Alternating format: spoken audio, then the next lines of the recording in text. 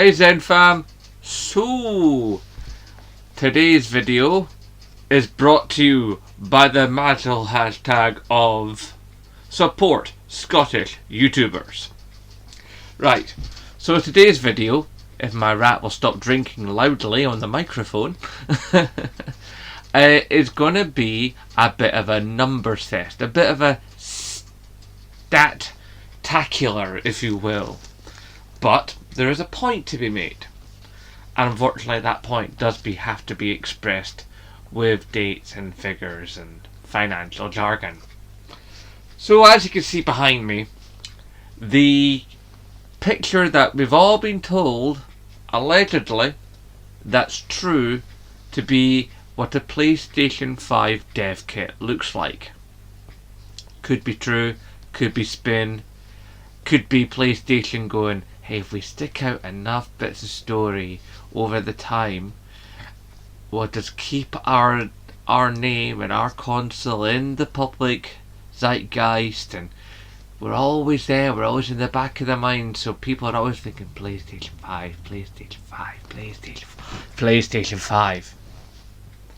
That's just, basic marketing. The more that people talk about your product, the more they think of it. I mean, look at the detestable Donald Trump. The media went Trump, and that's all anybody could talk about. And that's part of what made him as regrettably successful as he became in 2016. Because that's all the media could talk about, was him. Never mind that Clinton was a terrible candidate, and it would have been better if Bernie had been in the run, because Bernie would have beaten him hands down. But all that aside.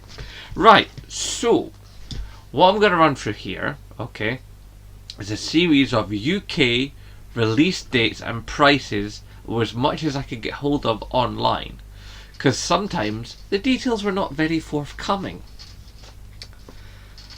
for various consoles over the generations, through basically the 1990s to, nowish.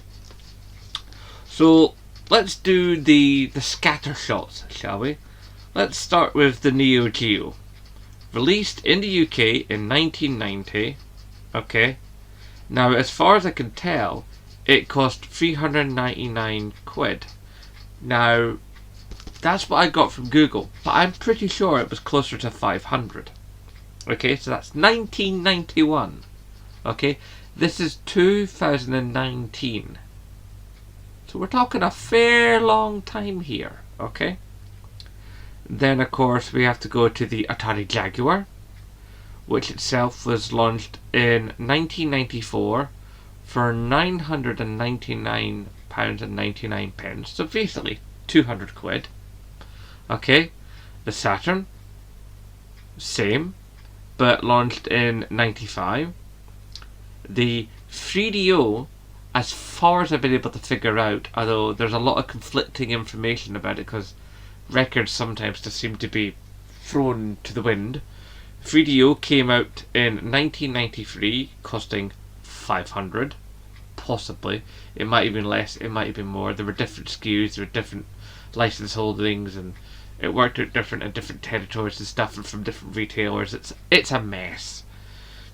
Then we get to Sega. Now Sega, of course, they started with the Master System. Now the Master System, where is it again? Here we are, 1985. Now admittedly this is going outside the 1990s, but I want to give you context. In 1985 it cost basically just a penny under 100 quid. The same for the Master System 2, 2 years later. Because the Master System 2 wasn't that much of an upgrade, it was just a bit better. The Mega Drive, or Genesis if you're from the United States, in 1990, over here it cost, as far as I've been able to find out, now this was a bit sketchy, so this could be wrong, but £189.99. So basically 190 quid. And of course for that there was also the Mega CD, and of course the Sega 32X, which of course was the clip-on, add it onto the top, peripheral. but I didn't bother looking for the prices for those. But do bear in mind, those are a consideration. What next on that? Well, after the Mega Drive, of course, you've got the Sega Saturn. The Sega Saturn comes out, of course, in 1995, and that targeted 400 quid. Well, $399.99. Basically, 400 quid. In 1995. Okay? And then after that, of course, is the Dreamcast in 1999. Came out also for 200 quid. Interesting price structure. I think somewhere along the line somebody in Google might have got their facts mixed up, because I'm pretty sure the Dreamcast was more expensive than that at launch. I'm pretty sure about that. But that's probably something for you guys in the comment section to go, Zimblock, you got it wrong. And if that's the case, then with all the sunshine coming through on this side of my face, you can tell me that I'm wrong. Damn it, spoiling the light so bad. Anyway, so after the Dreamcast and the Saturn and all that, Sega basically took a nosedive and went away. So then we have to go to Nintendo. Now, Nintendo, let's see now. Okay, we're having to go back all the way to 83 here for the NES. Okay? Nintendo Entertainment System. Back in 83, that sucker allegedly cost $199. So, 200 quid. The SNES, the Super Nintendo Entertainment System, or the SNES, depending on your taste, that came out in 1992 and reportedly cost 150 quid. So, I think that listing is... one of these listings has to be wrong, because easy money that the SNES was more expensive than the NES. Then again, I think there was different production values and more factories around, so maybe, I don't know. But anyway, that's what I've got from Google, okay? Then of course we got the GameCube. The GameCube, of course, came out in 1993, and apparently that cost 150 quid, according to Google. The N64, likewise, came out in 1997, and the figures were all over the place, but the most consistent number I found was round about the 200 quid mark. Now, so bear in mind, this is all sort of like, round in the 90s, you were paying, most of the time, round about 200 quid, right, up until you get to the up to the mid and late 90s, when you're paying way over 200 quid. Now, when things start to get interesting is when you get to the 21st century Nintendo systems. So you get to the Wii, which then came out in 2006, and as far as I've been able to find out, launched for 179 quid. So 180 quid in the UK. And I think that's right, because I think that's pretty much how much I spent on my wife's Wii, and I got it for in the launch year because she was desperate to have a Wii. Subsequently, she played on it maybe like 14 times, and it still sits right down there next to my PS4. It's like, you can't sell it, you can't do anything with it. She's barely ever on it. She still has the balance board and the Guitar Hero guitar. I bought her the special edition of Okami. I had a look at it, but yeah, and I can't even sell it. I don't think she'll ever give it away because it's her console. But basically, it's like every other Wii on the planet. It just collects dust. Then, of course, later on, 6 years later, the Wii U comes out, the Confusion system, and basically, excuse me, the Confusion system comes out in 2012, and as for the best I can get from it, and this is in 2012, you figure the figures would be more substantial and I'd be able to get like prices and like easy.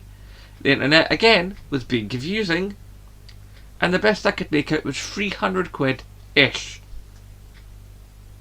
Because apparently there were different SKUs of the Wii U, because there were like different memory sizes and stuff. So it's hard to get a concise figure, but round about 300 quid. And, you know, then we just look at the Switch and stuff, and we all know about the Switch. Right? And, yeah, so that's how that's going. The PlayStation and Xbox is where we kick off next. Now, we'll start with Xbox. Xbox, well, the original Xbox came out in 2001, right, for a UK price, 299 quid. So basically, 300 quid, boom, there's your Xbox. And that's 2001, so now we're totally talking all 21st century with the Xbox brand here. The Xbox 360 comes out 2005, costing $279.99, so 280 quid. That sounds familiar, doesn't it? That sounds like the Wii U, because the Wii U comes out the Wii comes out 2006, costing 180 as well. But yeah, significantly less powerful than the Xbox, but there you go. I think some of these figures have gotten fudged, but the years are right, that's for certain. The Xbox One, 2013, and as far as I've been able to find, and it was really actually quite hard to nail it down. At first I thought it was like 400, then I thought it was 450, and I thought that.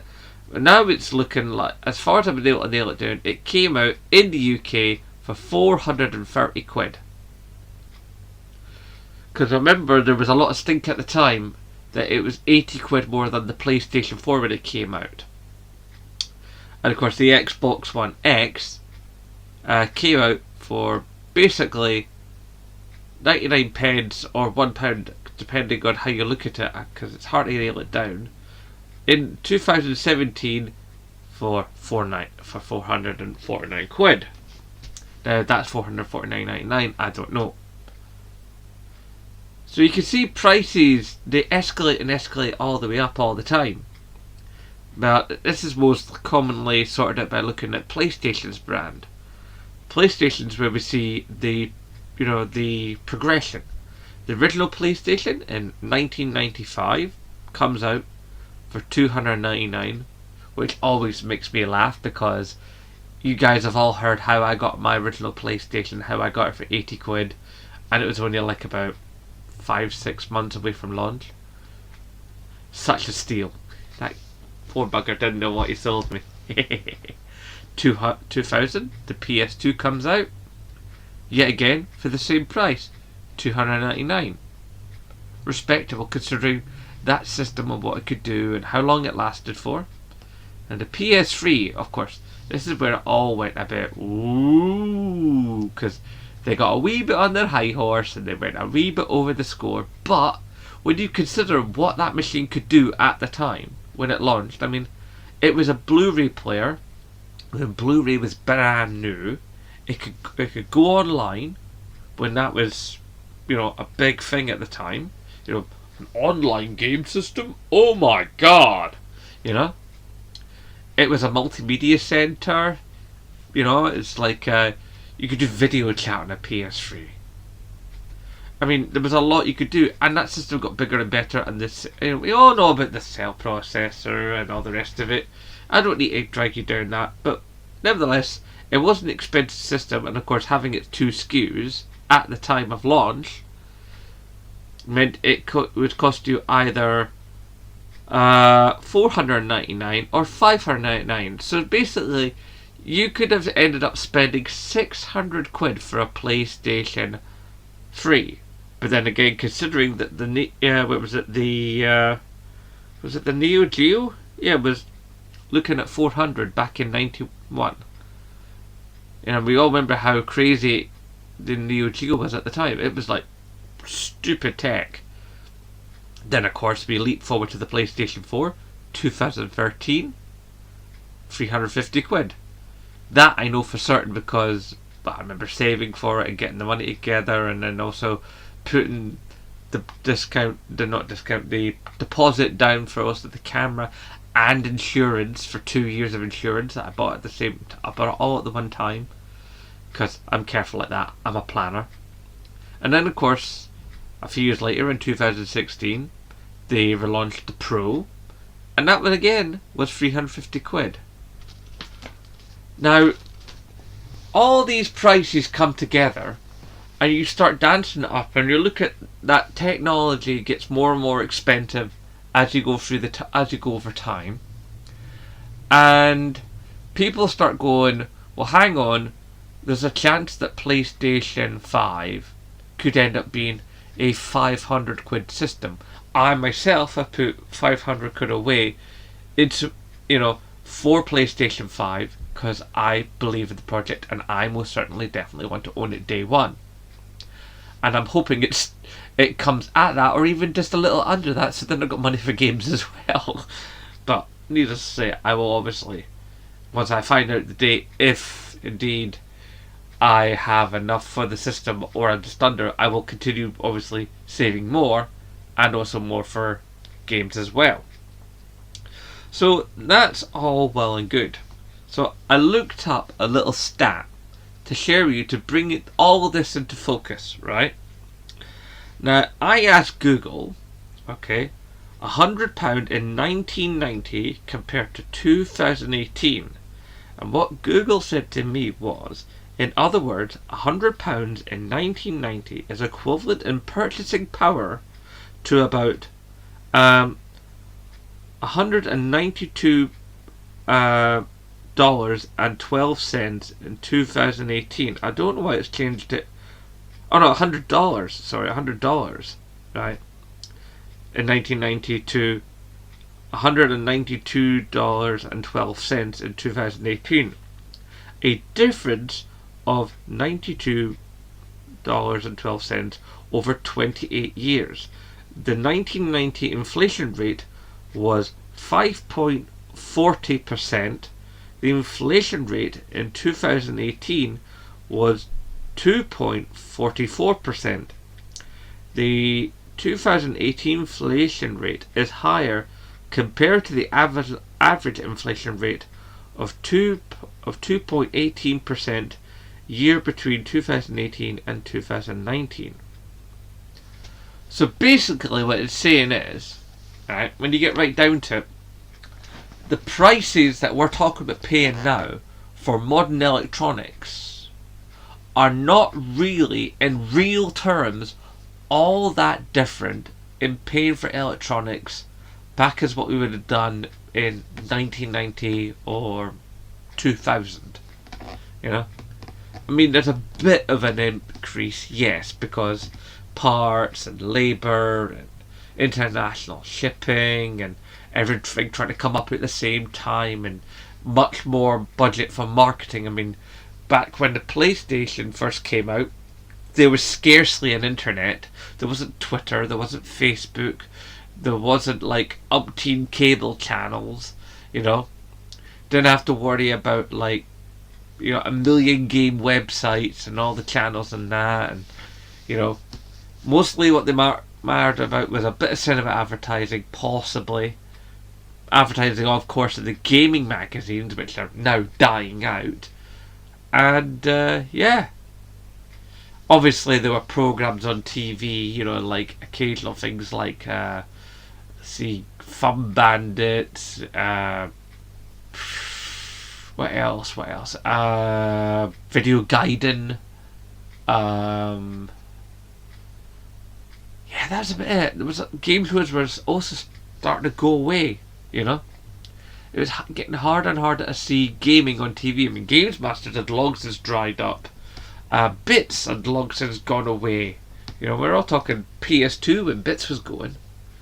So over time, stuff has gotten more expensive. So the next time someone says to you the PlayStation 5 could end up being a 500 to 600 quid system, you have to bear in mind all these prices and the value of money then to the value of money now.